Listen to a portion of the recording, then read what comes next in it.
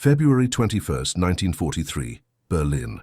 While the Japanese High Command organized a convoy to reinforce New Guinea, German strategists still believed that the war would be won by discipline, not improvisation. General Jodl once mocked American productive disorder, calling it a more dangerous logistical risk than a real threat. He was not alone. In Tokyo, the Imperial Admiralty shared the same conviction, that the Western enemy, with its undisciplined soldiers and unorthodox ideas, would never pose a real challenge to the Japanese Navy. That conviction was about to be crushed, not by an atomic bomb, not by a new class of ship, but by the lonely mind of an American engineer operating on the fringes of the military playbook. In a stuffy hangar in New Guinea, a man was quietly modifying a B-25 bomber, breaking rules, redesigning structures, and creating, without authorization, the most lethal weapon against World War II ships. This video will reveal how a project deemed illegal by his superiors transformed the course of the war in the Pacific. An idea rejected by cabinet engineers, but which was adopted by those who mattered most, the pilots on the front line. Because sometimes war is not won by obedience, but by disobedience that works. But before we dive into the data, there's one statistic that defines this story better than any image.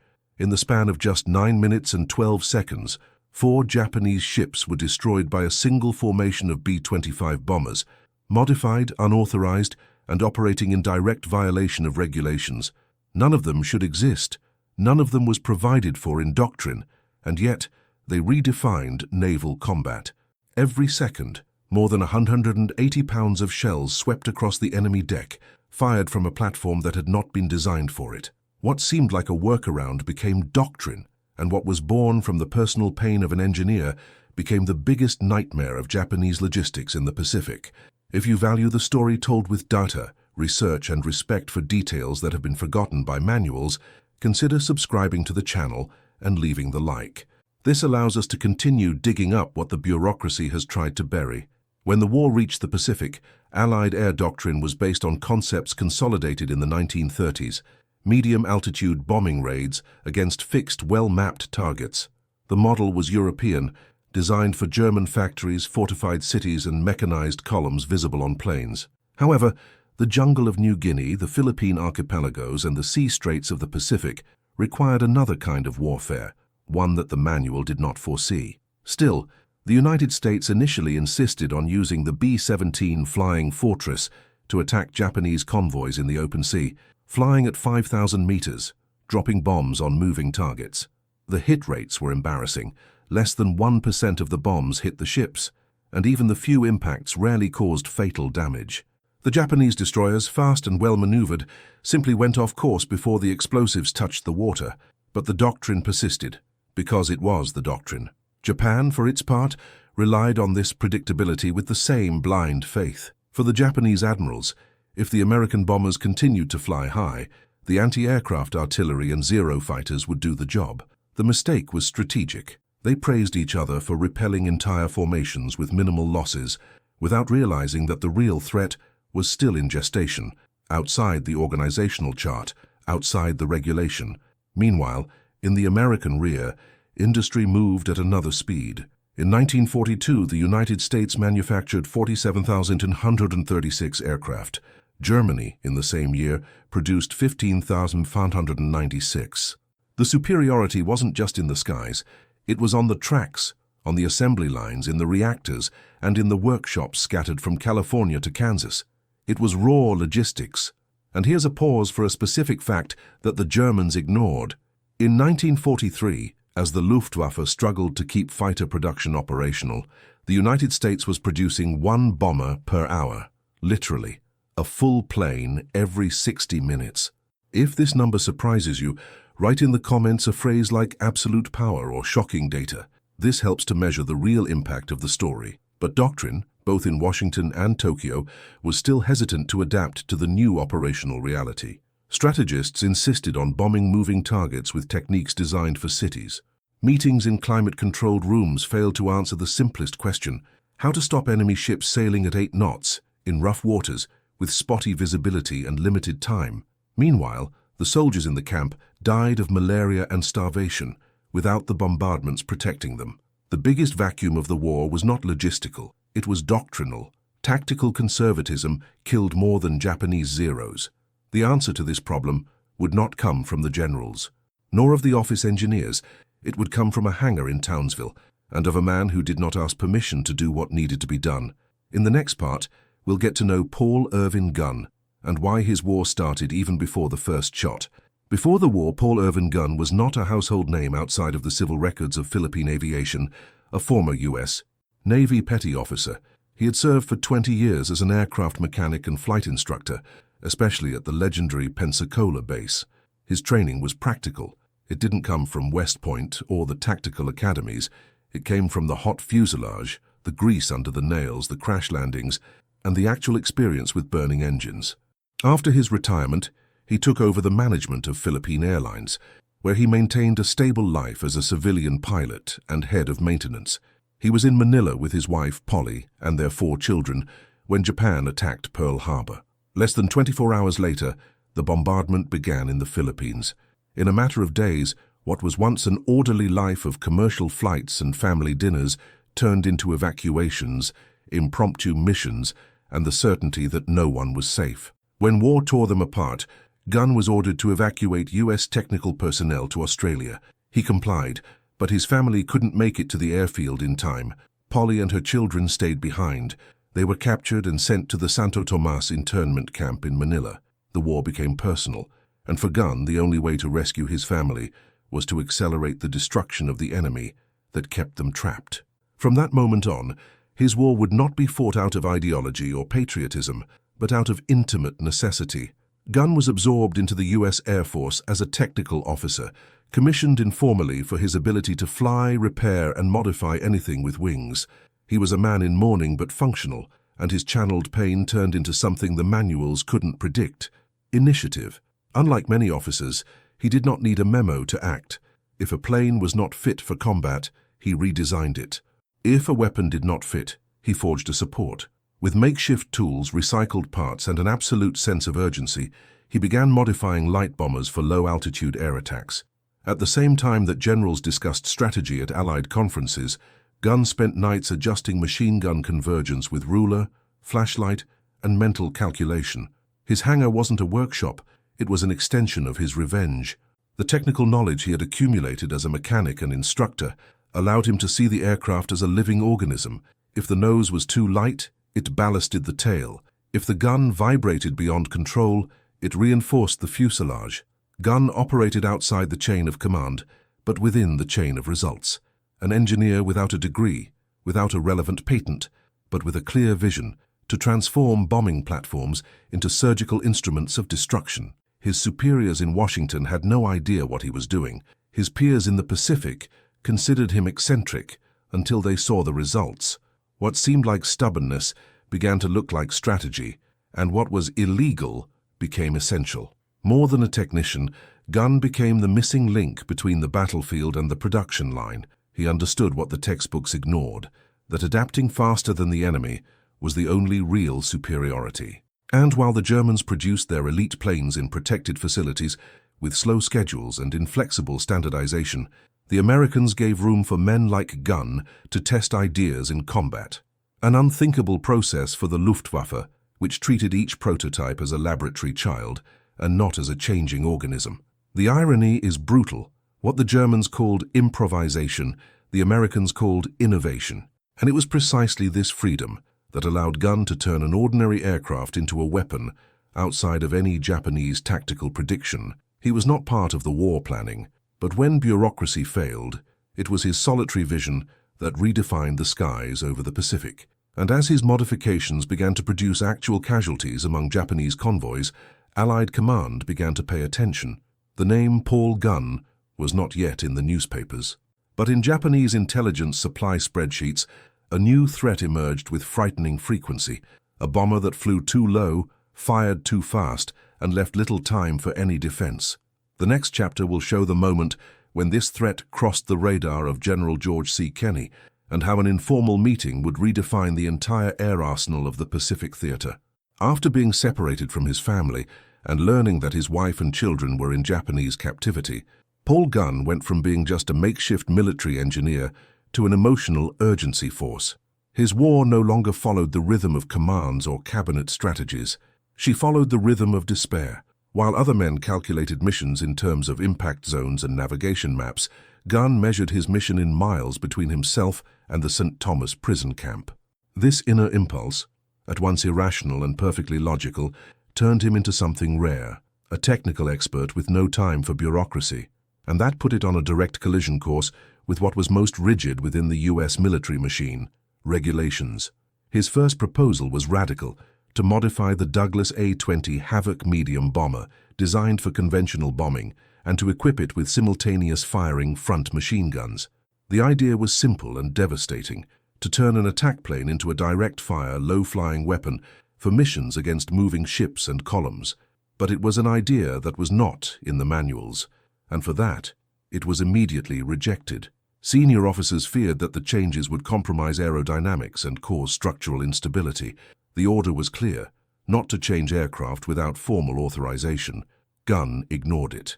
He did the tests himself, repurposing machine gun mounts from other aircraft, adapting the A-20's nose with aluminum reinforcements, and redistributing the weight of the fuselage manually. Early flights revealed the modification's brutal potential. The A-20 tore through the ground with concentrated bursts and destroyed targets with a precision that high-altitude bombs could never hit.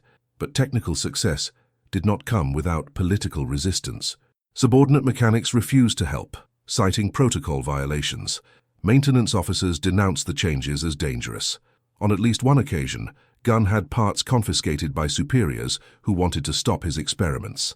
Still, he kept going, flying the tests themselves, manually adjusting each degree of weapon convergence until the plane responded as an extension of the pilot.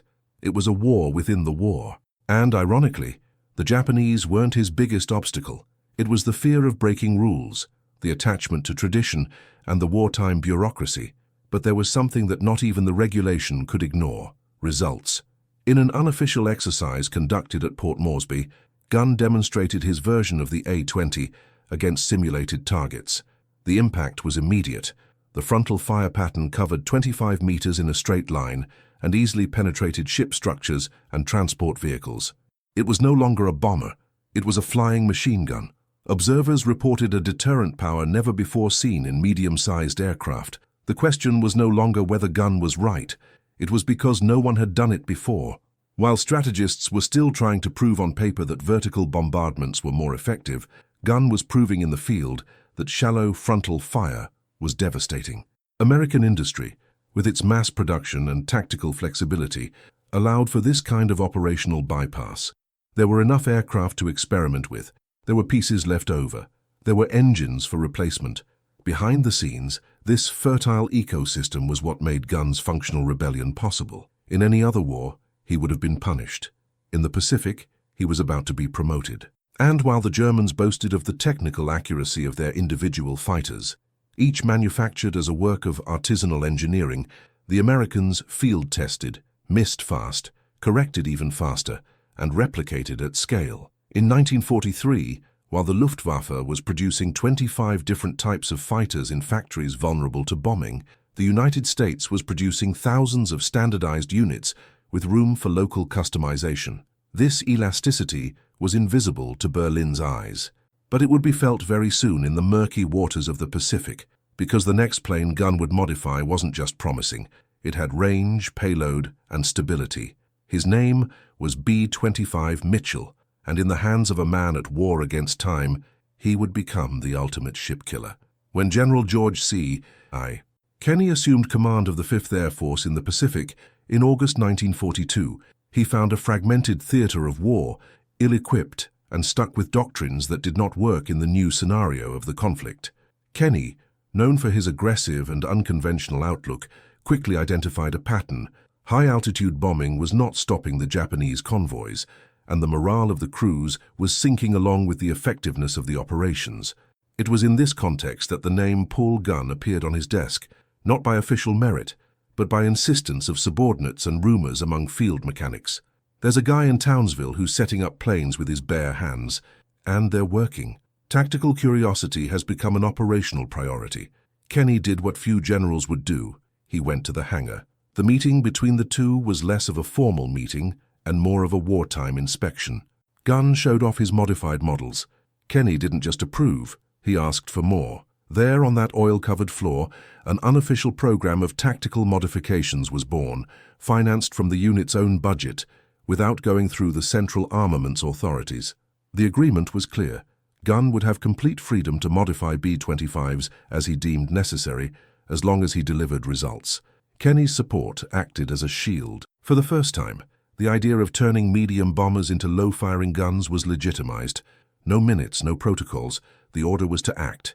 And with the American industrial machine behind him, Gunn received what he needed: planes, parts, ammunition, and time. The irony of this story is that the solution was in front of them all along, on the field, in mistakes, in practice, not in the reports. If you're enjoying unraveling these facts that changed the war in unexpected ways, show your support. Like and subscribe so we can continue to reveal what was forgotten between the lines of history. What followed after this meeting was the genesis of a project that never existed on paper, but which profoundly altered the air doctrine of the United States in the Pacific. Gunn would use the B-25's airframe to create the most efficient strike platform in war-on-ship warfare.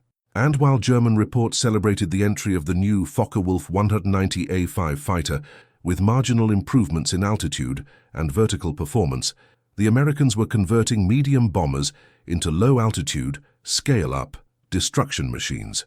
The next part will reveal in detail how a simple medium-range bomber was modified to fire more than 3,000 rounds per minute, and why Japan was unable to respond. The B-25 Mitchell was, at its core, a medium bomber designed for moderate altitude missions, carrying 500-pound bombs and defending itself with a half-dozen machine guns distributed around the fuselage.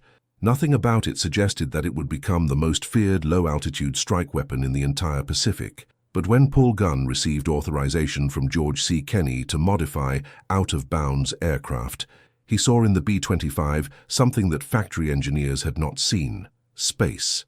Structural space, mechanical space, space for adaptation. The tubular structure of the nose was robust enough to support additional reinforcements.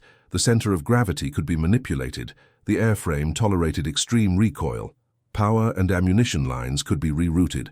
In a few weeks, the medium bomber went from being just a bomb platform to becoming the raw material for a radical transformation. The first modification was symbolic and technical at the same time, removing the glass nose where the bomber traditionally stood. For naval combat, that post was useless. Horizontal bombardments against ships were statistically useless.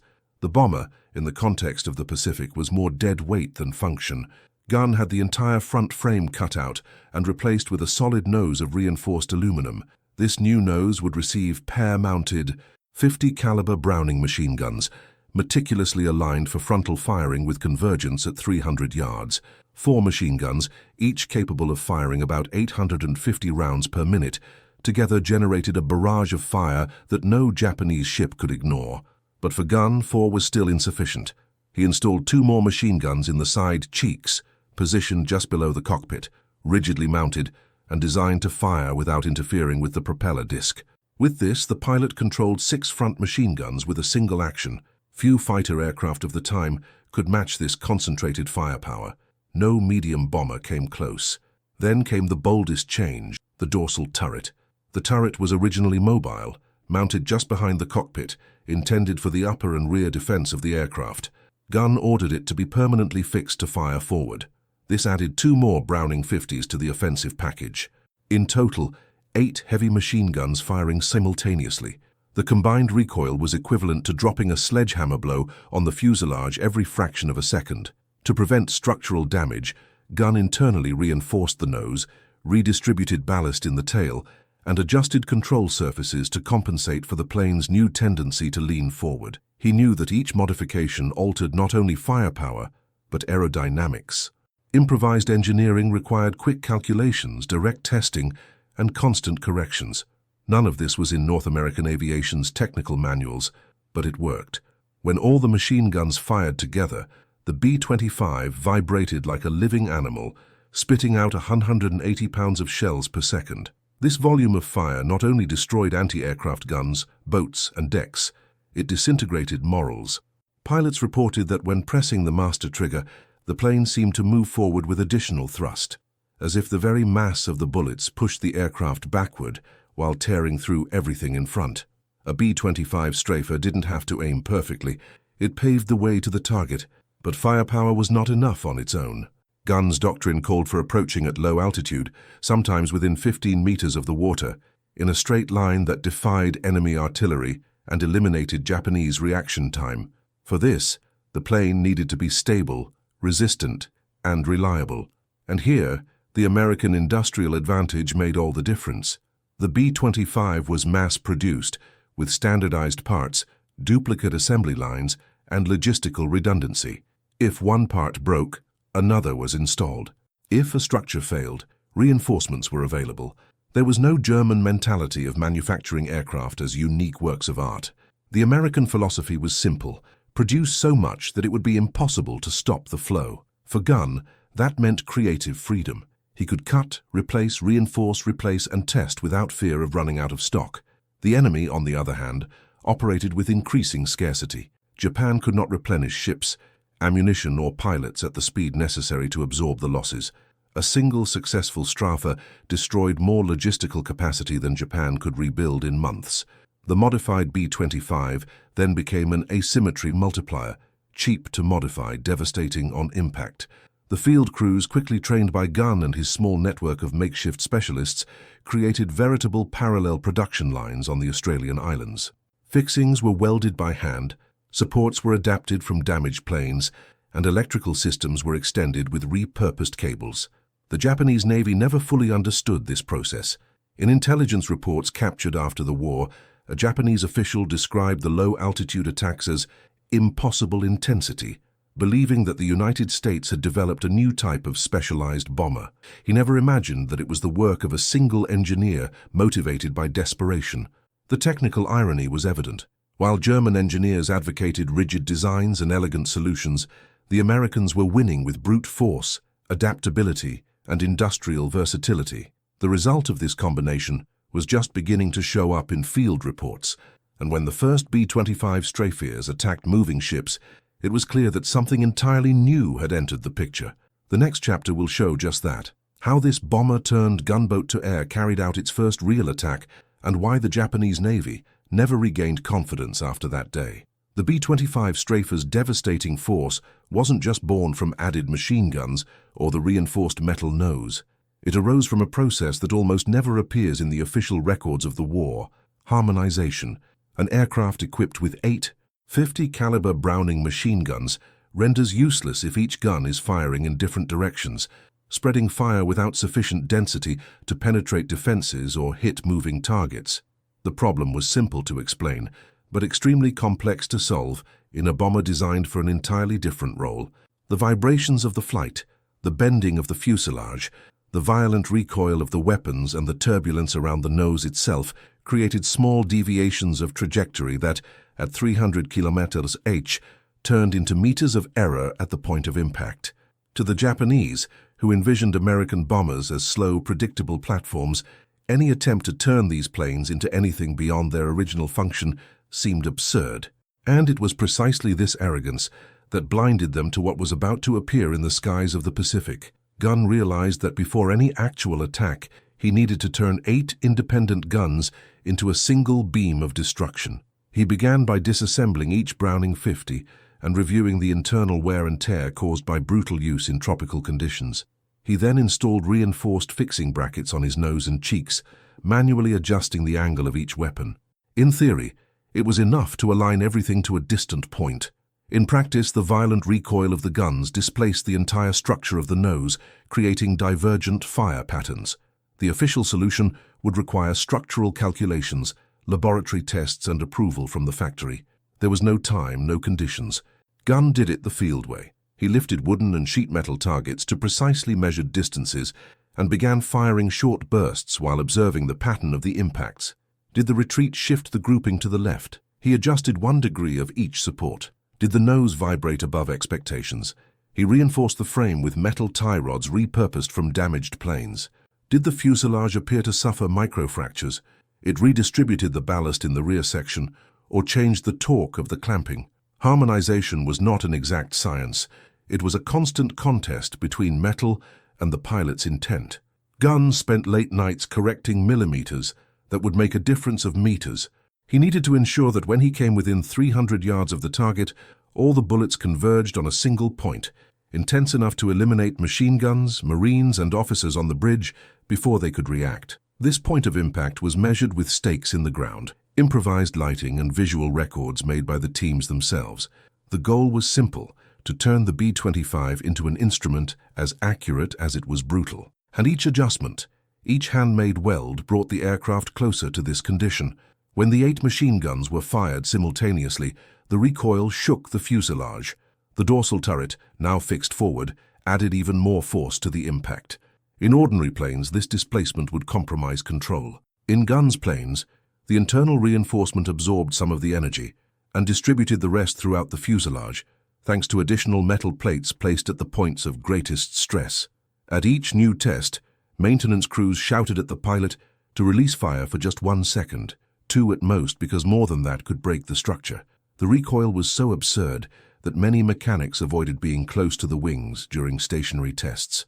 German industry watched intercepted intelligence reports and laughed. For them, this improvisation reflected the chaotic nature of American mechanical thinking. They relied on factory precision, thorough engineering, designs that went through committees before they were approved. But in the Pacific, the war did not allow for the luxury of doctrinal self-satisfaction. And while the Germans perfected variations of the Bf-109 in response to each new Allied threat, the Americans mass-produced bombers and allowed field engineers like Gunn to transform them as needed. When the first strafer formations were finally evaluated in flight tests, the result impressed even veteran pilots. The convergence was so precise that, from 400 meters, it was possible to see the trail of bullets narrowing into a cohesive beam, as if they were drawn by a single brush of fire. The impact on the test targets was devastating. The metal walls pierced in dense patterns, the internal structures torn off like paper, and the back surface of the targets destroyed by the combined shock and impact wave. Speed also influenced accuracy. At 480 km/h, the time available to correct the course was almost non-existent. Drivers had to rely entirely on guns harmonization, and they did. The B-25 strafer didn't just shoot, it swept.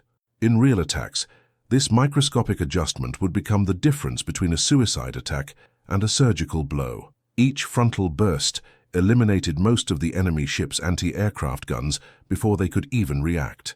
The fusion of speed, accuracy, and volume of fire transformed the aircraft into a new kind of aerial predator, a bomber that behaved like a fighter and destroyed targets like a gunboat. This technical fusion represented the triumph of practice over theory, a victory of improvisational engineers over rigid doctrines. And it is precisely at this point that the historical irony appears. While the Germans believed that the Americans were incapable of producing precision machines, the Pacific was on the verge of witnessing the most accurate and deadly concentration of fire ever installed in front of a medium aircraft. In the next chapter, we'll look at the first real test of this harmonization in combat, and why a single attack forever changed the way the Japanese viewed the skies of the Pacific. Japanese doctrine began to crumble quietly before its admirals even realized it. For years, the Imperial Navy had based its confidence on the belief that battleships and destroyers, supported by well-trained anti-aircraft artillery, would be sufficient to repel any enemy air attack. Logic was a direct heir to World War I. Bombers were heavy, slow, vulnerable, and unpredictable. But the Pacific of 1943 was no longer the same ocean where the Japanese had triumphed at the beginning of the war. What began as small signals, ships damaged by low-slung attacks, reports of sightings of aircraft flying too low to hit, explosions below the waterline, soon morphed into statistical standards that simply did not fit Japanese doctrine. The first major shock came when a medium transport thought to be protected by destroyers and deck machine guns was destroyed in less than 8 minutes by a single attack by enemy medium bombers. The officers responsible for the field report tried to justify the loss as exceptional enemy luck, but other captains observing the wreckage and the trails of 50 caliber shells that riddled the superstructure realized that something had changed. Japanese anti-aircraft artillery, trained to target bombers approaching at high altitudes, could not react to the speed of low-flying attacks. In many cases, The gunners didn't even have time to raise their guns before they were swept away by a firestorm. Crews reported aircraft that surfaced a few feet from the water, firing hundreds of rounds per second, destroying all defensive positions before any coordination was possible. Japanese confidence in naval superiority was eroded by a new phenomenon: ships sinking not by torpedoes, but by bombs hurled like boulders bouncing off the surface. The tactic seemed irrational, even impossible, but the results were undeniable. The reports told repeated stories of ships exploding from the inside out, hit by bombs that penetrated the hull below the waterline and detonated at the most vulnerable point. The enemy had developed a form of attack that completely ignored what Japanese doctrine considered acceptable probability of survival. The collapse wasn't just tactical, it was psychological. Veteran officers began to suspect that the Americans had created a new type of specialized aircraft, capable of maneuvering as a fighter and attacking as a torpedo bomber. But the truth was even more disturbing to imperial pride. This was the work of medium bombers, aircraft that by all Japanese reckoning should have been easy targets. The empire bled without understanding the mechanism that wounded it. Each new attack left traces that contradicted manuals, statistics, and assumptions. A light battleship destroyed in broad daylight, a destroyer reduced to fire and twisted steel in less than 5 minutes. Entire crews eliminated before they could fire the first burst. And the more losses piled up, the more evident it became that the threat was not isolated, it was industrial. Because for every aircraft shot down, the United States produced dozens more. For each Japanese ship lost, the Americans rerouted assembly lines and expanded the scale of air operations. By 1943, as Japan struggled to build a half-dozen new destroyers in a year, U.S. industry was producing more than 85,000 aircraft. Here it is necessary to pause the narrative and face the fact that dismantled any Japanese hope of turning the tide. The United States was manufacturing almost 6 times more aircraft per year than Germany, and about 12 times more than Japan. If this disproportion surprises you, leave a comment with logistics wins or absolute power. That kind of advantage simply couldn't be offset by bravery or discipline. Japanese doctrine, built on the belief in the moral superiority of the warrior, had no answer to an industrial storm of this magnitude. Intercepted communications after the war would reveal the growing frustration of the Japanese command. One captain wrote that American bombers defied logic, appearing where they shouldn't, attacking like live torpedoes, moving with speed and precision that seemed to negate any previous tactical calculation. In closed meetings, admirals began to admit that they did not understand the nature of the new threat, and this ignorance was deadly. Every convoy lost meant troops that wouldn't make it to the front line, munitions that wouldn't be delivered, tanks that would never fight, fuel that would never fuel the engines of the forward units. The logistical backbone of the empire began to break. Japanese ships, once symbols of regional dominance, became easy prey. And one phrase repeated in desperate reports summed up what the Imperial Navy dared not admit publicly: the enemy dominates the air in ways we cannot comprehend. But the explanation for this had already taken off from guns' hangars. And in the next chapter, we'll look at how these isolated attacks turned into a coordinated operation, one that would go down in history as the final blow to Japanese naval confidence. As March 1943 progressed, the Allied Air Force in the Southwest Pacific operated like a machine tuned by desperation, improvisation, and increasing precision. Everyone knew that a large Japanese convoy was on its way, and every department, intelligence, meteorology, logistics, air coordination, worked as if every minute lost could cost the entire war. Aerial reconnaissance had picked up the first clues on February 28th, smokes from chimneys, navigation patterns, and coded messages that indicated the largest Japanese refueling operation since Guadalcanal. The convoy was carrying thousands of soldiers from the 51st Division, experienced men, survivors of brutal campaigns in China, now destined to reinforce New Guinea. If they reached their destination, the entire Allied advance could be slowed for months. And precisely for this reason, for the first time in the war, all of Paul Gunn's innovations left the field of clandestine irregularity to assume the role of doctrine. What had been born as a regulatory breach in a wooden hangar now became the centerpiece of American air strategy. The operations center treated the modified B-25s as assets of strategic value, and the pilots, hitherto seen as reckless experimenters, came to be regarded as the spearhead of the logistical destruction offensive. Never before have so many eyes depended on aircraft that did not even exist in the official manuals.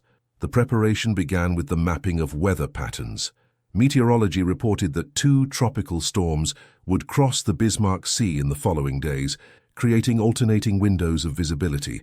It was perfect for ambushes, but also dangerous. Flying low in unstable conditions was an invitation to collisions with the sea. The commanders knew, however, that the harsh conditions were more damaging to the Japanese, who depended on constant air cover from Zero fighters and needed rigid formations.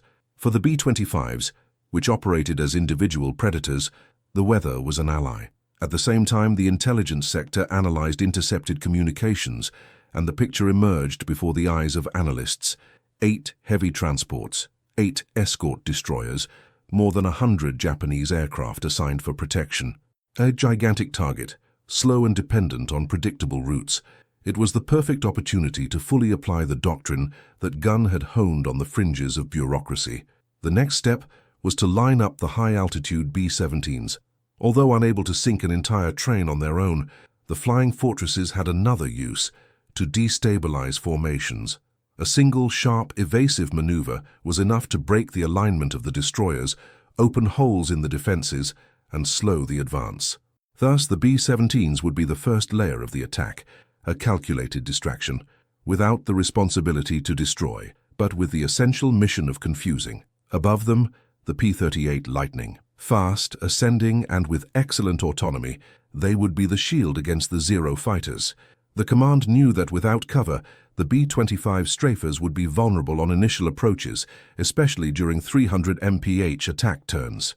The Lightning would create the air corridor that would allow the B-25s to make their low approach, just a few feet from the water, without being intercepted at the crucial moment. And at the lowest level of the operation, almost touching the waves, came the ultimate weapon, the fleet of modified B-25s. The ammunition loads were prepared with mathematical rigor. Each aircraft would carry hundreds of rounds for the forward machine guns, as well as 500-pound bombs, with delay fuses calibrated for the skip bombing tactic. Ground crews studied every fraction of a second of the chain of events, from the continuous firing that was supposed to annihilate the Japanese machine guns, to the precise bounce of the bomb on the surface of the sea, to the explosion under the enemy hull. The firepower had been calculated to create an inevitable kill zone. No ship, no matter how fast or well armed, could survive the 850 caliber cannons firing simultaneously, followed by explosions below the waterline. While the aircraft were lined up on the runway, the captains gave the last briefings. There was little talk of heroism and much of synchronization. It was a scientific, almost surgical operation, carried out by pilots who knew that every second out of position could compromise everything. The irony was clear. Japan believed it was about to bolster its presence in New Guinea. The United States knew it was about to destroy its logistical capacity in the region, but neither side was yet aware of the scale of what would occur in the following hours. When the sun rose on March 3rd, the pilots saw the sea stretch out like a metal plate, shining in perfect light, and they understood that they had received the best possible window from the weather. The Japanese convoy was moving forward, disciplined, confident, not suspecting that it was about to face not an enemy fleet, but a new way of waging war. And before the engines roared and the B-25s launched into the sea, one last message echoed in the operations room, spoken almost in a whisper by an officer who had understood the gravity of that moment. They don't know, and there's no way to know. The attack was about to begin, and in the next part we'll see how naval warfare in the Pacific would change forever in less than an hour. The Japanese convoy was moving forward in rigid lines when the first shadows began to cut through the glow of the sea.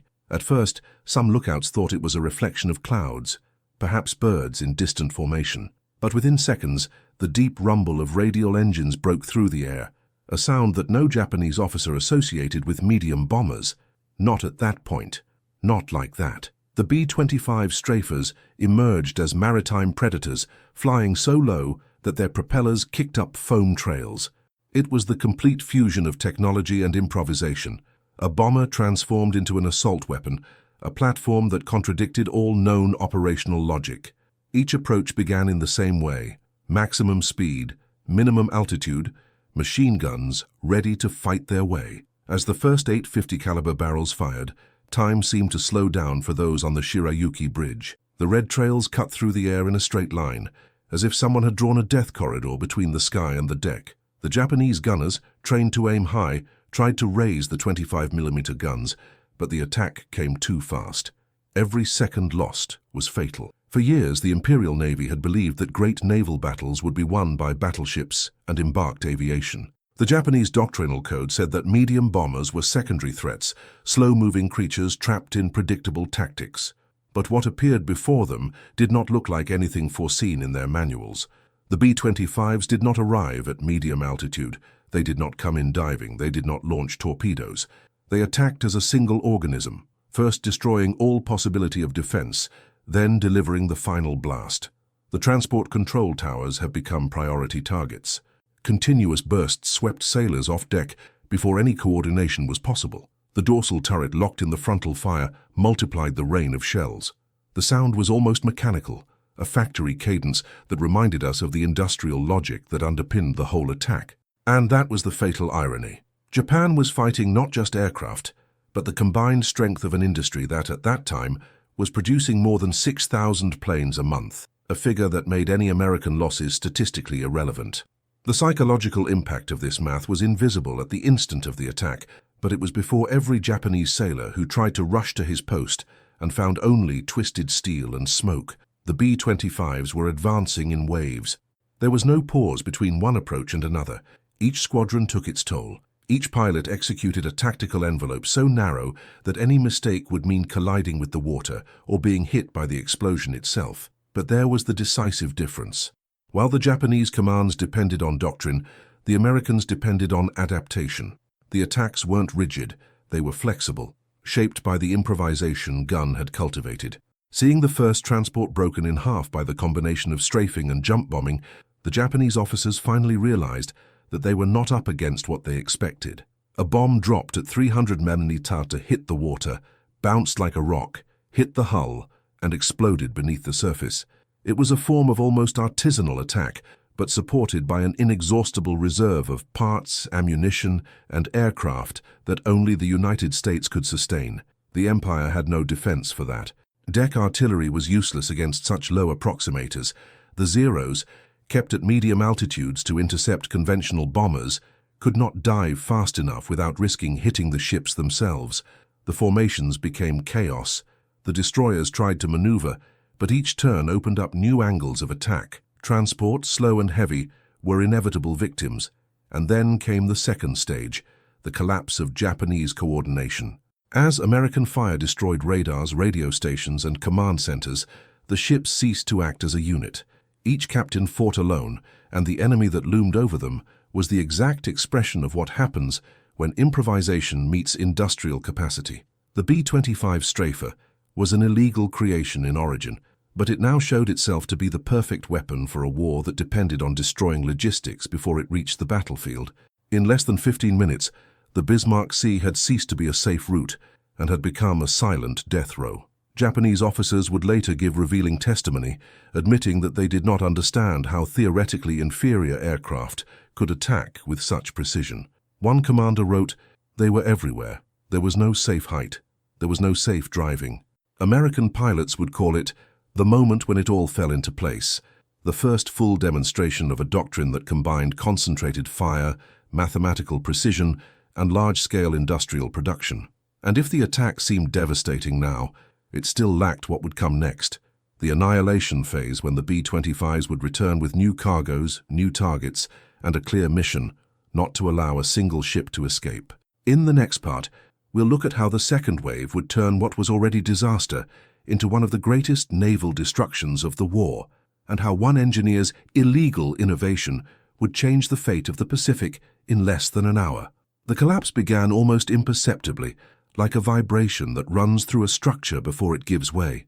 The instant the first B-25 strafers broke through the Japanese formation in the Bismarck Sea, Imperial air defense was doomed. The destroyers, accustomed to repelling diving attacks or torpedoes launched at predictable distances, found that nothing in pre-war doctrine had prepared them for aircraft that flew so low that the waves splashed against the metal belly. The 25mm artillery, mounted to engage targets on high approach, simply could not get low enough to keep up with the intruders.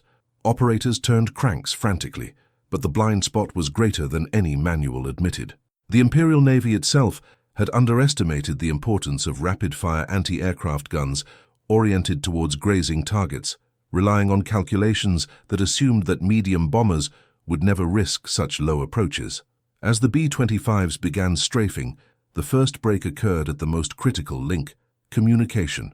50 caliber bursts destroyed antennas, radios, and fire direction centers. The Shirayuki flagship lost its command station in less than 15 seconds.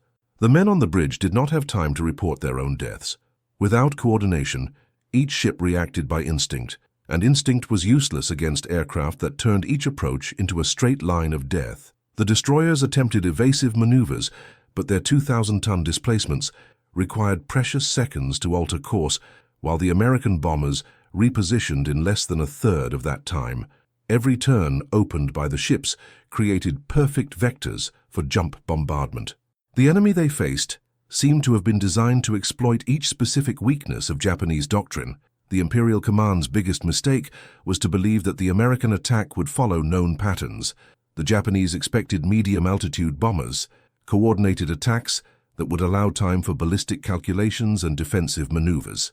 Instead, they were given individual, fast, aggressive, and chaotic approaches, a complete break with everything they had been taught at the Etajima Naval Academy.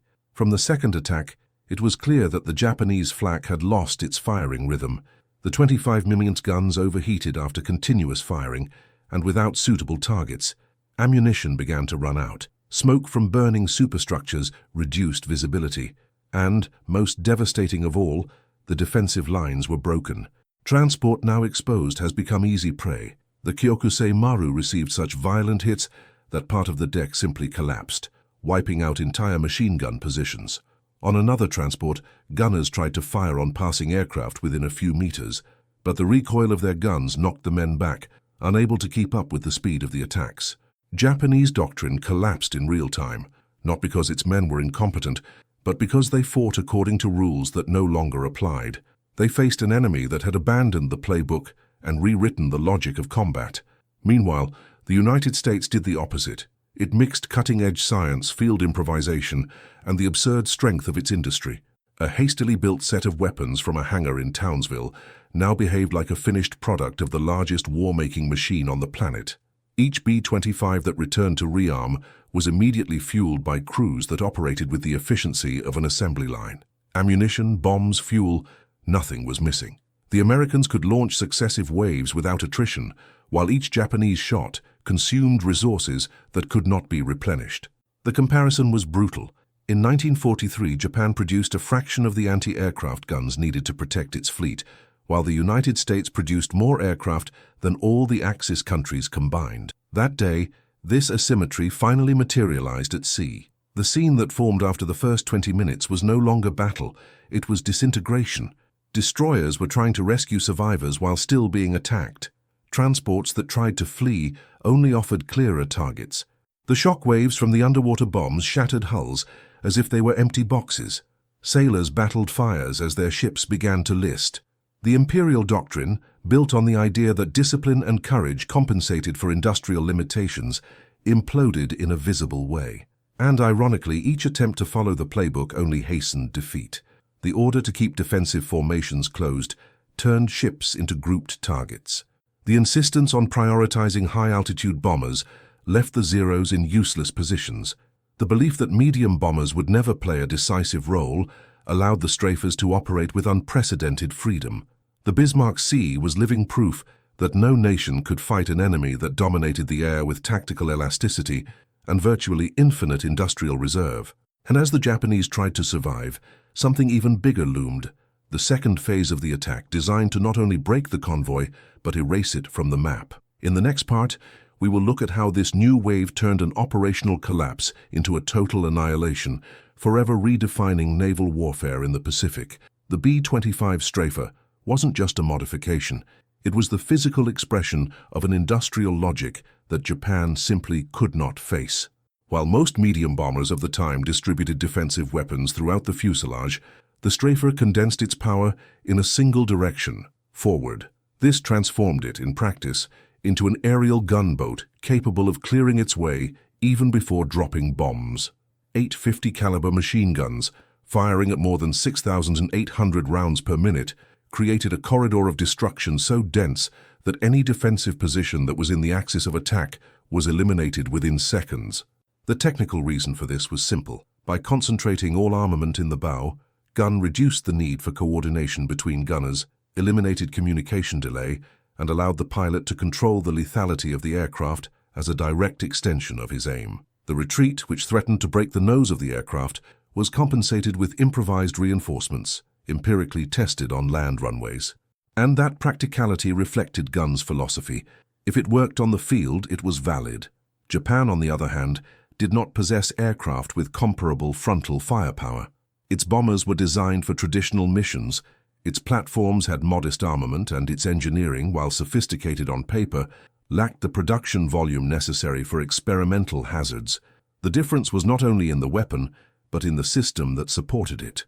The Strafer was powered by Wright R2600 engines, capable of maintaining maximum power in low-altitude attacks without overheating. This was thanks to American access to aluminum, treated steel, and high-octane fuels, resources that Japan could no longer produce at scale after 1942. The result was that the Strafer could maintain attack speed of up to 300 mph even loaded, making it impossible for ships to maneuver in time. This speed, combined with reinforced structural stability, allowed the pilot to make low approaches that challenged enemy artillery. The harmonization of the weapons, a technique of aligning the convergence of fire to an exact point hundreds of meters away, turned the B-25's nose into a ballistic scalpel. When 8 guns converged on a ship, the probability of error was almost zero. Japanese bombers had nothing similar. Few pilots received adequate training in harmonization, and many relied on their luck in combat. Thus, the technological gap became an abyss. The interior space of the B-25, originally designed for conventional bombs, was reused by Gun brilliantly. It could carry 500-pound bombs, mines, extra fuel tanks, or cluster charges. This modularity allowed the aircraft to adapt to a variety of missions: naval attack, ground support, logistical interdiction. Japan, with its fragmented production and lack of raw materials, has rarely been able to create such versatile aircraft. By 1943, the Imperial Navy was facing a shortage of high-quality steel, and its factories had difficulty maintaining production of even basic models. Here it is necessary to pause the narrative to highlight the asymmetry that many German strategists ignored and that determined the fate of the Axis allies. American industry produced more than 96,000 aircraft in 1943, while Germany produced just over 25,000. If this difference impresses you, leave a comment with absolute power or logistics wins, because this disparity was not just numerical, it was conceptual. American industry allowed endless tests, quick parts changes, weapons replaced in hours, engines overhauled in minutes. The Japanese needed to save ammunition even in training. This difference in structure made the Strafer not only an innovation, but a sustainable one. Another decisive factor was the B-25's resistance to damage. He could lose an engine, lose sections of the stabilizer, lose entire panels, and still return to base. Its robust fuselage, the result of a mature industrial process, contrasted directly with the structural fragility of Japanese bombers, such as the Mitsubishi G4M, known by the pilots themselves as fire bait. The Strafer survived where Japanese aircraft became fireballs. This durability allowed American pilots to attack lower, faster, and more aggressively, knowing that the plane would withstand the impact of recoil, wind, enemy fire, and the extreme aerodynamic forces of jump bombing. And this jump bombing, a technique developed almost by hand by Gun, was the ultimate horror. The bomb did not fall from the sky. It ran like a stone thrown against the surface of the sea, gaining horizontal momentum until it reached the hull. It was pure physics applied to war.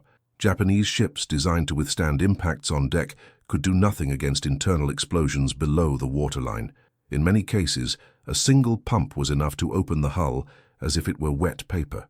Japanese reports register bewilderment at this type of damage, which seemed to violate everything known about the trajectory of bombs. The Strafer, therefore, was lethal because it was built outside the rules, sustained by the largest war industry in history, and guided by pilots who understood the aircraft as an extension of their own will. It was the right weapon, at the right time, produced by the country most prepared to multiply it. And if this technical massacre seemed inevitable in the face of analysis, in the next part, we will see the ultimate psychological impact of this weapon when the remaining ships tried to flee, only to find that the Strafe not only attacked, but hunted. They realized before they understood. When the B-25s returned for the second wave, many pilots were still trying to assimilate what they had just accomplished. None of them had been trained for that. No manual would describe the feeling of watching an entire ship disappear under a cloud of water, fire, and metal, as if the surface of the sea had swallowed the vessel.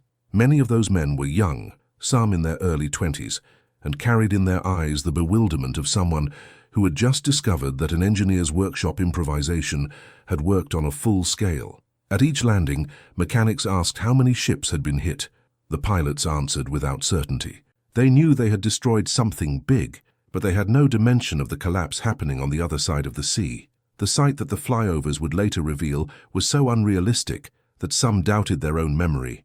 Transports broken in half, destroyers burning like leaning torches, hundreds of men in the water without life jackets, surrounded by debris and inflamed oil. For Japanese sailors, the experience was the reverse: brutal, sudden, inexplicable. Many had trained for years imagining taking on American battleships, exchanging fire at long range, or dodging torpedoes. The doctrine said that courage and discipline were weapons as powerful as any ship's cannon, but nothing in the imperial military culture had prepared these men for aircraft that appeared close to the horizon, flying so low that they seemed to cut through the sea like blades. The first moral impact occurred when the B-25 machine guns destroyed the bridges of the ships. Officers died before issuing orders. Flag signals fell on deck. Sailors were suddenly without command, lost in the deafening noises. This kind of attack, fast, decisive, silent in the seconds before firing, broke the psychological backbone of any warship, for it stripped the crews of the one element that still gave them hope: leadership. In many post-war accounts, surviving sailors claimed that after the first wave, the dominant sensation was not anger nor courage, but disorientation. They did not understand how they were losing the battle before they could even see the enemy clearly. The emotional impact also reached American pilots. As they flew over the attack area again, they saw bodies scattered among floating steel plates. Some were silent as they returned to base. They knew that massive destruction was necessary. Every ship sunk meant battles spared on the ground, lives saved in long jungle campaigns, but there was no glory in watching the sea turned into a graveyard. Air warfare in the Pacific had always been brutal, but what happened in the Bismarck Sea had a different weight.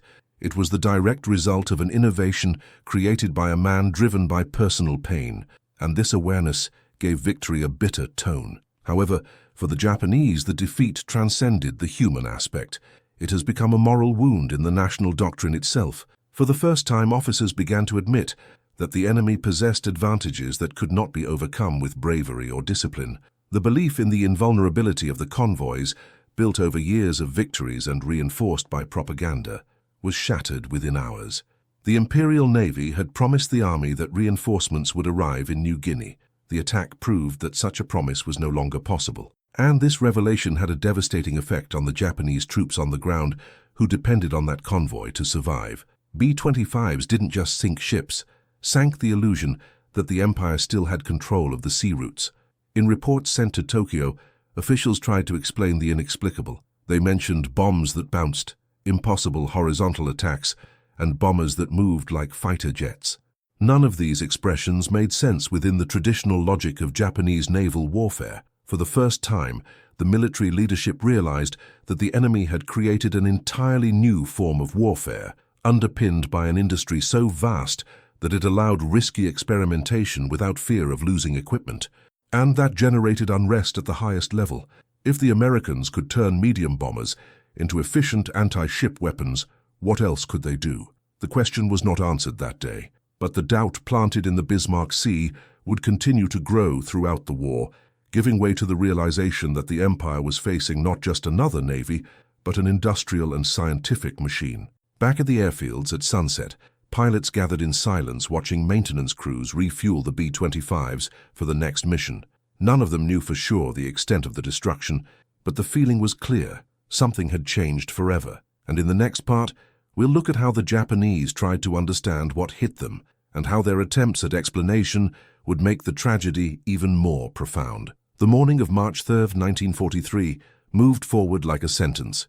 By the time the first wave of B-25 strafers finished their attack, the Bismarck Sea was no longer a route. It was a field of floating ruins. But what would come next would transform a tactical disaster into an absolute, definitive, irreversible destruction. The second wave approached with the precision of an industrial machine. The pilots already knew the ideal speed, angle, and distance. The targets were marked. The Japanese ships, already uncoordinated, struggled to maintain lighting, vapor pressure, and basic communication. Transports maneuvered in a disorderly zigzag as destroyers tried to rescue survivors under intense fire. The defensive choker had broken. Now the ships were just vulnerable silhouettes amid the haze of smoke and burning oil. Each B-25 approach followed a pattern Japan never imagined it would face. Low flight, concentrated gust, total deck suppression, and finally, the bouncing of bombs. The submerged explosions raised columns of water mixed with steel fragments. A single one of them completely tore off the middle section of a transport, which immediately listed, revealing the keel before disappearing. Another ship, hit by 2 bombs in a row, opened as if it had been cut from the inside. The crew did not have time to abandon the hull, disappeared with him. When the 4th transport sank in less than 3 minutes, some pilots realized they were participating in a moment that would alter the course of the war. Japan had lost in a few hours the ability to reinforce its most critical front. The attack proceeded with the same impersonal precision. The destroyers, designed to engage submarines and escort battleships, had no protection against underwater explosions. One of them, hit near the stern, saw his rudder lock up while a fire engulfed the magazines. Another was torn sideways by a bomb that ricocheted against the hull and detonated in the geometric center of the vessel. The scene, in the eyes of pilots returning to rearm, seemed impossible to process. 8 transports destroyed, 4 destroyers swallowed by the sea, survivors dispersed over hundreds of meters, many injured by their own metallic fragmentation, others struggling with the burning oil. The destruction of the convoy was not just a result of combat. It was a message, an unmistakable demonstration that naval warfare was entering a new era, an era in which medium bombers could do the work of torpedo bombers, fighters, and heavy artillery combined. An era in which air supremacy automatically meant maritime supremacy, and above all, an era in which the industry determined the fate of entire fleets. The Imperial Navy realized this immediately. Prior to the attack, it was believed that well-escorted daylight convoys had a chance of surviving within Allied air range zones. After the Bismarck Sea, this conviction evaporated. Later documents show explicit orders prohibiting large daytime movements. Japan, which already had severe logistical difficulties, saw its ability to move troops and supplies drastically reduced, not because of a lack of courage, but because there was no longer any possible security at sea. The American victory represented the end of a military era, the end of safe maritime columns, the end of predictable routes, the end of naval superiority based only on ships. For the first time, land-based bombers had destroyed an escorted task force in the open sea. Officially, the modern concept of low-altitude naval air attack was born there, the direct ancestor of gunships, tactical bombers, and the maritime interdiction doctrine that would dominate the post-war era. The strafer showed that the battlefield was no longer two-dimensional. It was three-dimensional, dynamic, unpredictable, and most symbolic of all, that weapon that had changed the war had not been born from a laboratory, nor from an office, nor from a committee. It had been born of a man working on the fringes of bureaucracy, with improvised tools, seized by the anguish of saving his family and the determination to shorten the war. When the last Japanese ship sank, the surface of the sea was covered in debris and silence. The United States lost few aircraft. Japan lost men, ships, supplies, and lost something even more irreparable. It lost the notion that it could dictate its own destiny in the Pacific. In the next part, we will look not only at the strategic repercussions of this defeat, but what it meant for Japan's own military identity, and how the empire tried to explain the inexplicable. The shock began even before the survivors were rescued. At the Japanese headquarters in Rabaul, the first intercepted SOS messages arrived garbled, incoherent, almost desperate. Officers tried to decipher accounts that seemed to run counter to military logic. Low-altitude attacks, bursts so dense they destroyed command posts in seconds, bombs that bounced into the water like hand-launched projectiles. The reports were so improbable that for hours, the Imperial Navy believed it was facing communication errors, but as more broadcasts poured in, some cut short by explosions, others abruptly silenced, the scale of the tragedy began to unfold. The Empire had just lost its largest reinforcement operation in New Guinea, and it had lost not to battleships, not to aircraft carriers, but to medium bombers, which by all pre-war calculations could never break through a full naval escort. The bewilderment was not just tactical, it was existential. The Imperial Manual stated that battleships protected by destroyers formed an impassable wall for land-based aircraft. Now that wall lay at the bottom of the sea. Officers in charge of compiling the after-action report tried to find plausible explanations, but none fit. The anti-aircraft guns did not keep up with such low targets. The Zeros could not intercept aircraft approaching close to the water. The ships were unable to maneuver in time in the face of such rapid frontal attacks. The prevailing feeling was that they had faced an entirely new kind of war, a war for which the Empire was not prepared.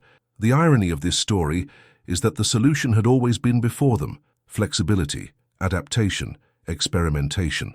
If you're enjoying unraveling these facts, show your support. Like and subscribe so we can bring you more in-depth content. In the Japanese documents recovered after the war, some excerpts are particularly revealing. In one, a destroyer commander describes the attack as an impossible horizontal bombardment coming from aircraft that moved like flying torpedoes. In another, an artillery officer laments that our guns are designed to aim at the sky, not the sea. The doctrine, built on immutable assumptions, had ignored the possibility that the enemy would reinvent the role of a bomber. Japan tried to react immediately. Emergency meetings were called in Rabaul and Tokyo. It was proposed to install rapid-fire weapons at lower angles, reinforce escorts, expand air coverage, and develop anti-raising tactics. But there was an insoluble problem. Japanese industry could not keep up with any of these adaptations. Each proposal required steel, fuel, labor, and machine tools, the very resources the Empire no longer possessed. Meanwhile, the United States, sustained by an industrial base that produced engines and ammunition at a continuous pace, could modify aircraft in weeks, test tactics in days, and apply them in the field almost immediately. This asymmetry was so profound that even when Tokyo understood the kind of attack that had destroyed the Bismarck Sea convoy, there was no way to respond. Japan could not alter its ships quickly. It could not design new aircraft. It could not sustain losses. The entire imperial military machine revolved around a rigid doctrine, built for a war that no longer existed. The defeat, therefore, was not only material, it was doctrinal. What impressed Japanese analysts most was the sense of inevitability of the attack. Many survivors reported that once the B-25s began to approach, there was no gap, there was no time, there was no countermeasure. Modern warfare had arrived like a hammer blow, breaking traditions that the Empire considered immutable. The moral shock was so profound that some reports spoke of internal fear, the fear that the enemy not only possessed superior weapons, but was thinking differently, fast, adaptable, aggressive. While the Japanese interpreted the battlefield according to rigid hierarchies, the Americans allowed field engineers to reinvent aircraft, pilots to test risky routes, commanders to authorize unregulated tactics. The result was before them, a naval massacre achieved not by institutional force but by technical freedom. The strategic collapse began immediately. The army, which depended on that convoy to hold positions in New Guinea, was told that reinforcements would never arrive. Troops were left to fend for themselves, isolated, starving, unable to receive ammunition. The Imperial Navy, for the first time, admitted that it could no longer protect large maritime movements during the day. This meant losing mobility, losing initiative, and losing offensive ability. The Empire, which had dreamed of dominating the Pacific, was now retreating to a posture of desperate containment. Each report delivered to Tokyo carried the same subtext. The enemy had acquired total control of the air, and dominion of the air in the Pacific meant dominion of the sea. The ensuing fighting on the islands would therefore be fought by troops who already knew they were doomed by a lack of supplies. The American victory in the Bismarck Sea didn't just destroy ships, it destroyed futures. And in the next part, we will look at how the United States turned this tactical victory into a permanent advantage, ushering in the era in which land-based bombers would become hunters of entire fleets. The transformation began the moment American engineers, sent by North American Aviation, walked the dirt floor of hangars in New Guinea and saw what, according to all the manuals, could not exist. A medium bomber transformed into a frontal attack weapon with a nose full of improvised machine guns, hand-welded mounts and a set of technical solutions that did not appear in any official catalogue. The scene challenged the traditional sense of engineering: wood serving as a template, reused brass, adapted cables, reinforced plates without formal calculations. And yet, before the eyes of those experts accustomed to perfect industrial plants, here was an aircraft that had just destroyed half of a Japanese convoy in a matter of minutes. It was not possible to ignore the fact that the illegality of the field had surpassed everything that had been projected on drawing boards.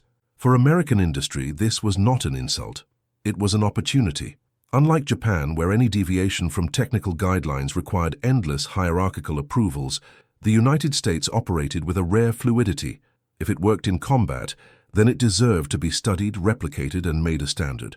North Americans' engineers didn't just photograph every detail of guns B-25's solid nose. They measured, disassembled, weighed, catalogued, and sent extensive reports to the factories in Inglewood and Kansas City. Some of these technicians wrote in internal memos that they had never seen such a workable improvised solution, a sum of calculated errors that, by coincidence or empirical genius, produces a devastating effect. What began as field heresy has become a formal object of engineering, and it was at this point that the American industrial machine showed its true power, the ability to transform clandestine creativity into mass production. Within just a few months, manufacturing plants were redesigning sections of the B-25 to incorporate guns' ideas directly from the factory. The B-25G appeared, equipped with a 75mm cannon in the nose, the largest ever installed in an American serial production aircraft until then, supplemented by additional 50-caliber machine guns.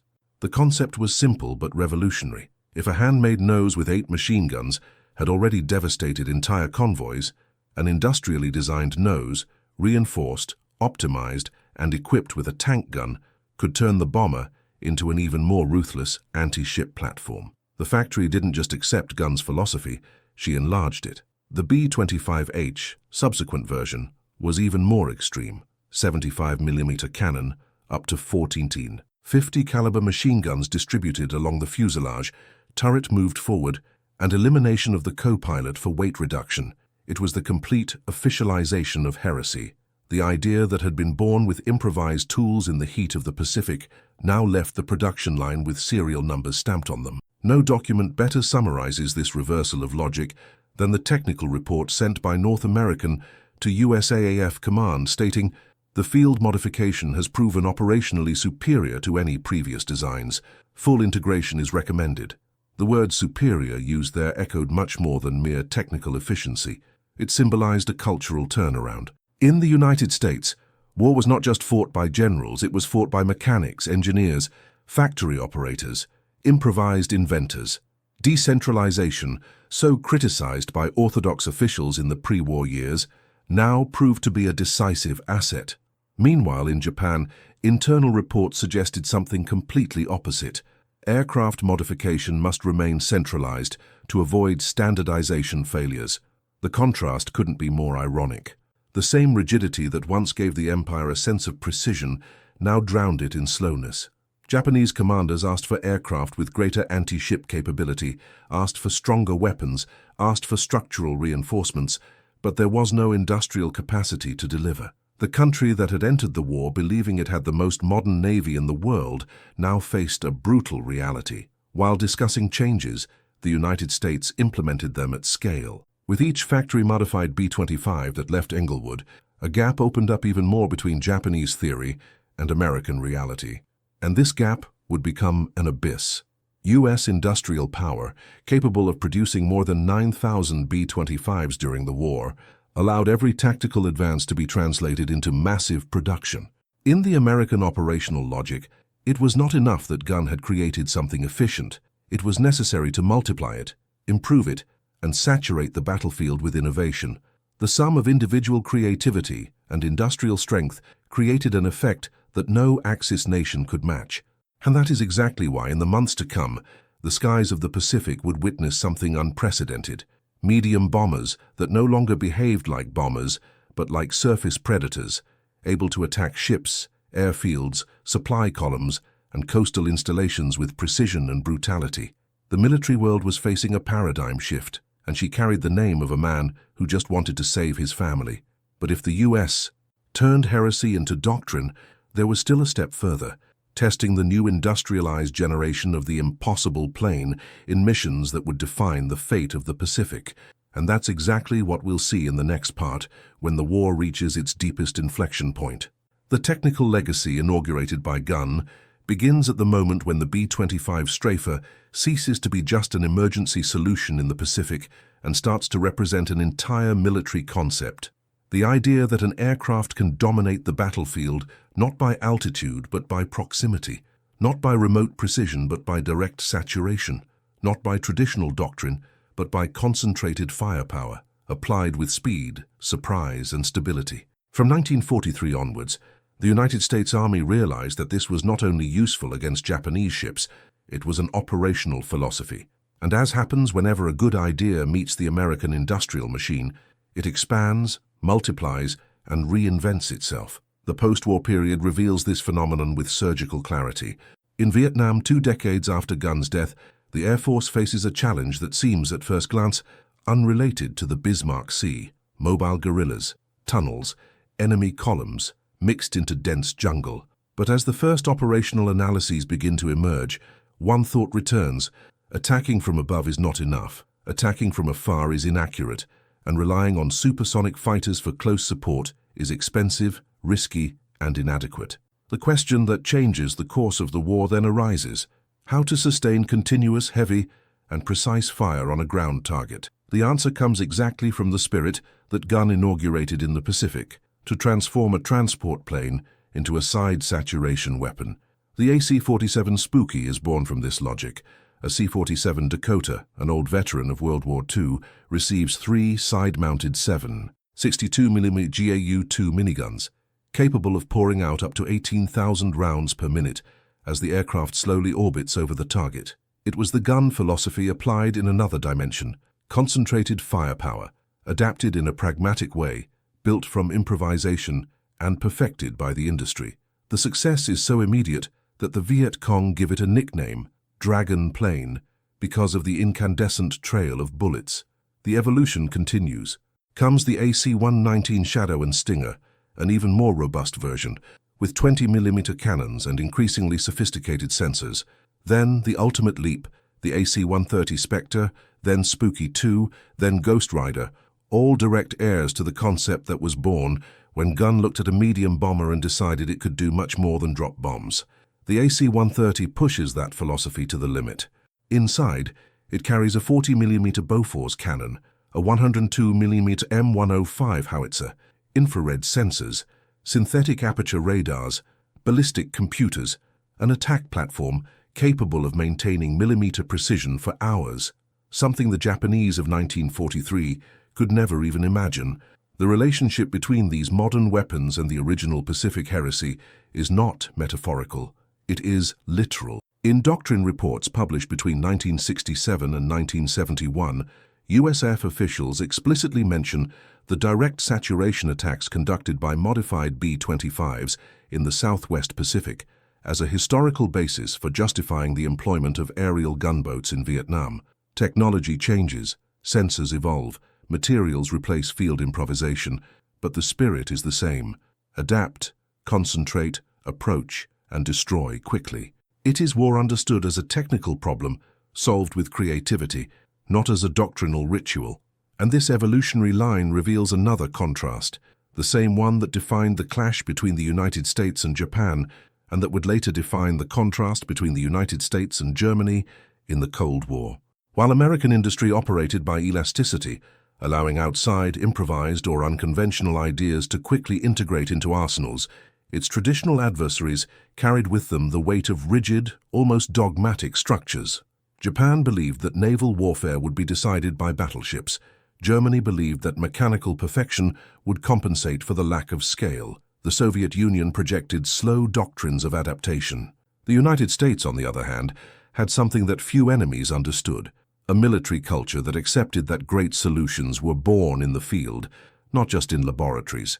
That's why Gunn's legacy spans decades, because in the end, it is not just about machine guns in the nose of a B-25, it is a mentality. The engineer who modifies, the operator who suggests, the pilot who adapts, the mechanic who solves, all are part of a distributed innovation chain that works only when there is a gigantic industrial base ready to absorb good ideas and discard them when they are no longer useful. And this is what more rigid opponents have never been able to replicate. They could admire the end result. The AC-130s orbiting over the desert, the Spectre firing at night, the Ghost Riders eliminating targets with surgical precision. But what sustained this was the same logic that sustained Gunn, the freedom to alter, make mistakes, test, break and rebuild without having to go through a bureaucratic maze. Today, any modern air warfare manual recognizes this lineage. The lateral firepower, the continuous saturation, the combination of slow flight with absolute precision, all of this is the maturation of the concept that began when a self-taught engineer decided he wouldn't accept losing the war while his family suffered in an enemy camp. And yet the story is far from over. Because even after creating the concept, shaping the doctrine, and inspiring entire systems, there was one last chapter to tell, the ultimate human impact of that legacy, and the way it changed not just wars, but the fate of the Gunn family itself. This is exactly what we will see below. Paul Gunn's image at the end of 1944 reveals more than a wounded military veteran. It shows a body spent by hundreds of hours of flying missions that no one should have survived, a mind pressed by years of improvised decisions that changed the course of a war, and a heart torn between two worlds, that of the workshops where his weapons were born, and that of the enemy camps where his family fought to stay alive. While the Pacific burned, Gunn followed, consciously or not, the human impact of each solution he created. Every bolt-on bolt, every makeshift gun mount, every empirical calculation made between enemy attacks was not just an act of engineering, it was a desperate act of love. He never admitted it in reports, never wrote this motivation on military forms, but the men who knew him knew. It all came from the same place, the conviction that if he destroyed enough ships, cut off enough supplies, accelerated the victory enough, perhaps he would save his wife and children. And this inner impulse, born of pain, had consequences that spread far beyond him. When reports of the Battle of the Bismarck Sea began to circulate, Gunn was still working in hot hangars, his arm partially rendered useless and his nerves damaged by the blast that had injured him months earlier. He knew, however, the essentials. The aircraft he had helped to build, the same ones that had been seen as mechanical aberrations by the orthodox leadership, were now decisive weapons, responsible for preventing thousands of Japanese soldiers from reaching the front alive. Each convoy destroyed reduced the intensity of the ground fighting. Each ship sunk reduced the number of Americans who would die weeks later. This generated a silent effect, rarely mentioned in historical analysis. The pain of one father was saving children of other men. The historical irony is completed at this point. While the Japanese were trying to understand how medium bombers were obliterating entire naval columns, and while the Germans watched the transformation of air warfare from afar with a mixture of incredulity and doctrinal backwardness, Paul Gunn lived a conflict of his own, the struggle to remain useful when his body already wanted to give way. The Red Cross letters, short, censored and rare, were the only evidence of his family's life. Each word he received worked as emotional fuel, a kind of intimate ammunition that propelled him to force an injured arm again, to work all nights, to climb into the cabin once more. His colleagues commented that after each news coming out of Manila, he became more direct, faster, more ruthless in the workshop. Efficiency was his way of screaming. When he finally learned that the 1st Cavalry Division had liberated the St. Thomas camp and that his family was alive, the impact on him was profound but not immediate. Many soldiers and pilots who survived the Pacific report this phenomenon. The mind is slow to accept that the suffering is over. Gunn kept working as if he was still fighting to save them, even weeks after meeting them again. The war has shaped his body and his perception of time to the point where he is unable to slow down. And it was only when he saw his wife and children standing before him, scarred by 3 years of deprivation, that he understood the moral extent of what he had done. Each ship destroyed had shortened his imprisonment. Each destroyer sunk had hastened the inevitable collapse of the Japanese defense. Each mission flight had been, in the end, an act of family survival. To many historians, Paul Gunn is remembered as the father of the B-25 strafers, the mastermind behind the low-altitude anti-ship strike doctrine, the man who turned improvisation into a strategic weapon.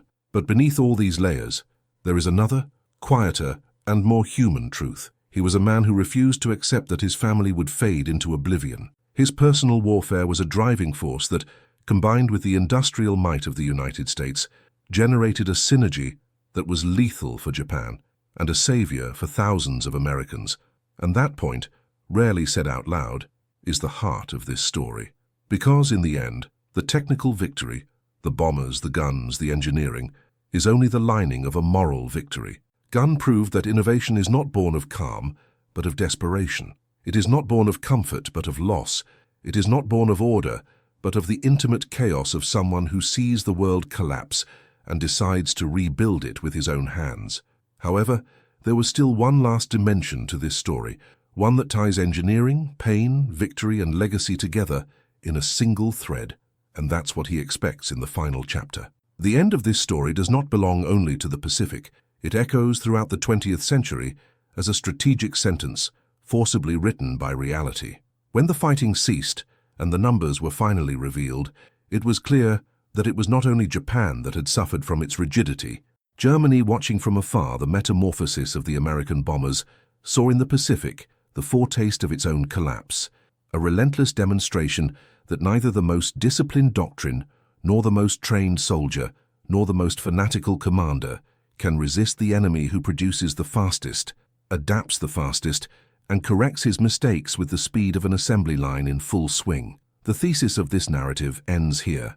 It was not only courage, nor only technique. It was American industrial power, elastic, pragmatic, aggressive, that turned the illegal idea of a lone engineer into the ultimate ship killer. While Japan and Germany tried to win wars with perfect concepts but rigid structures, the United States won with imperfect machines tuned by men who had the freedom to make mistakes, test, and reinvent.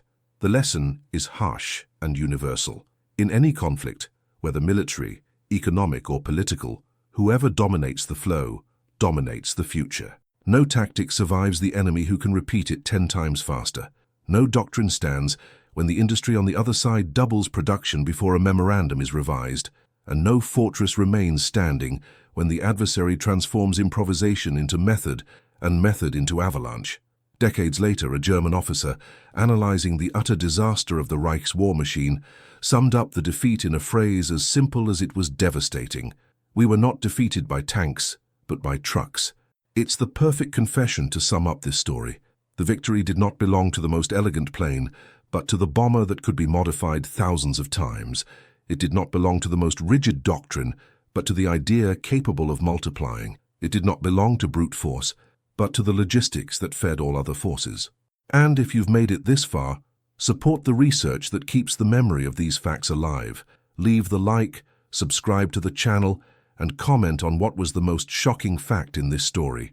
Activate the bell so you don't miss the next devastating historical fact that we are going to reveal, because the journey doesn't end here. With each video, we dive into a different wheel of war, a forgotten piece, an unlikely decision, a mistake turned catastrophe, or an innovation that changed the world. Don't go away yet. Listen to the next true story that will appear on the screen. Always remember, logistics determines strategy. Watch the next video here on the channel with another incredible story.